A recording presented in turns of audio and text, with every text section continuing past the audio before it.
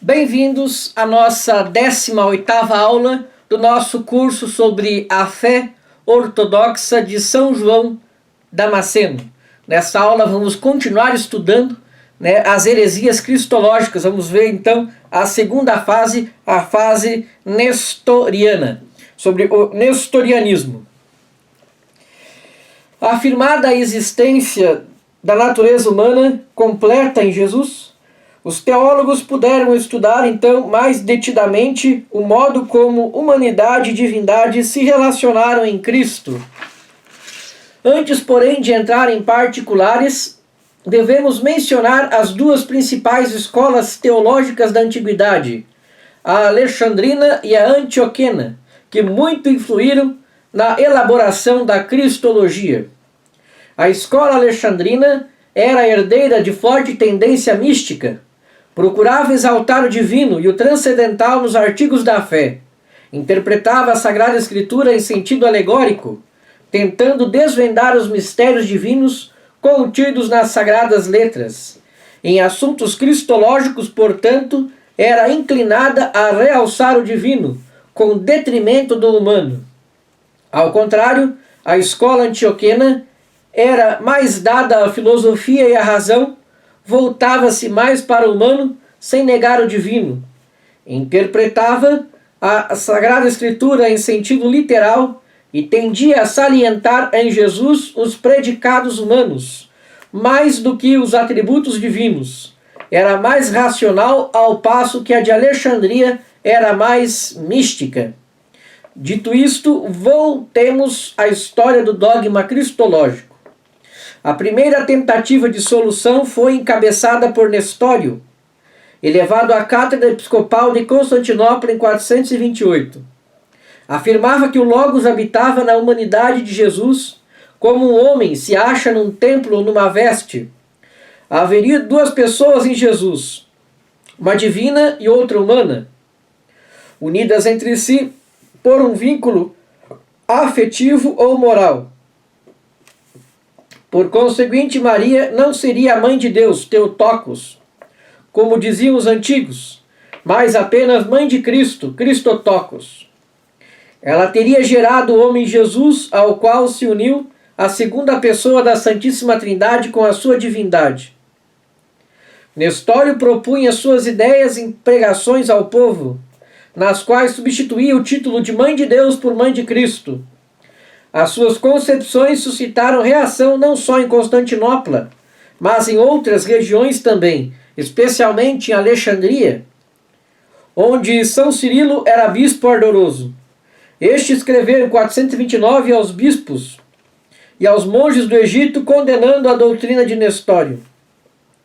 As duas correntes se dirigiram ao Papa Celestino I, que rejeitou a doutrina de Nestório num sínodo de 430.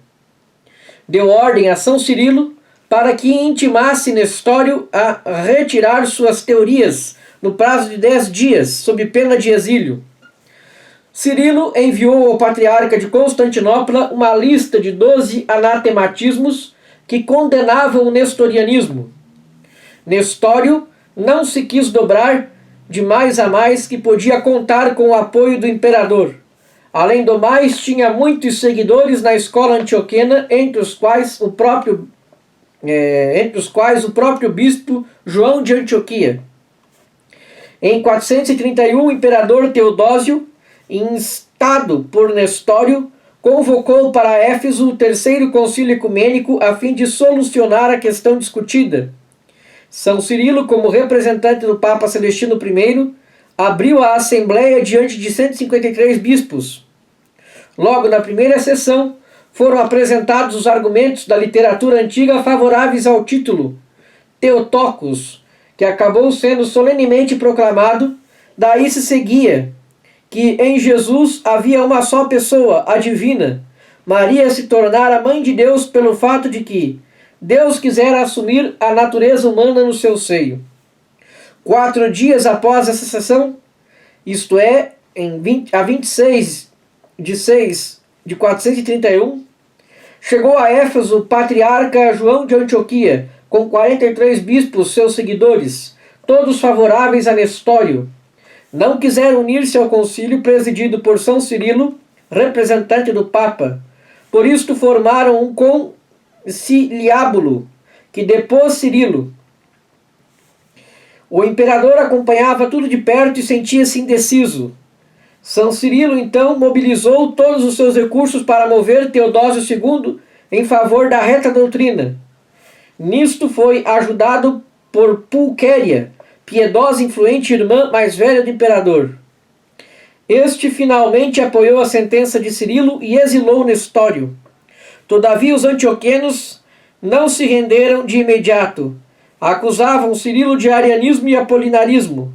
Após 2 anos de litígio, em 433, puseram-se de acordo sobre uma fórmula de fé que professava um só Cristo e Maria como Theotokos.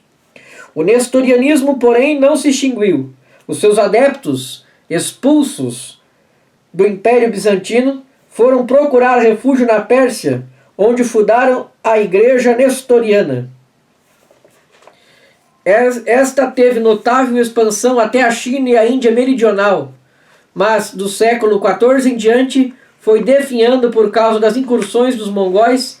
Em grande parte, os nestorianos voltaram à comunhão da Igreja Universal. São hoje os cristãos caldeus e os cristãos de São Tomé. Em nossos dias, muitos estudiosos têm procurado reabilitar a pessoa e a obra de Nestório, que parece ser autor de uma apologia intitulada Tratado de Heráclides de Damasco. Pode-se crer que Nestório tenha tido reta intenção, mas certamente sustentou posições errôneas por se ter apegado demasiadamente à escola antioquena.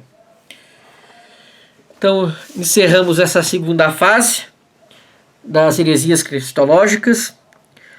Muito obrigado pela sua atenção e até nossa próxima aula, em que vamos falar na terceira fase sobre o monofisismo.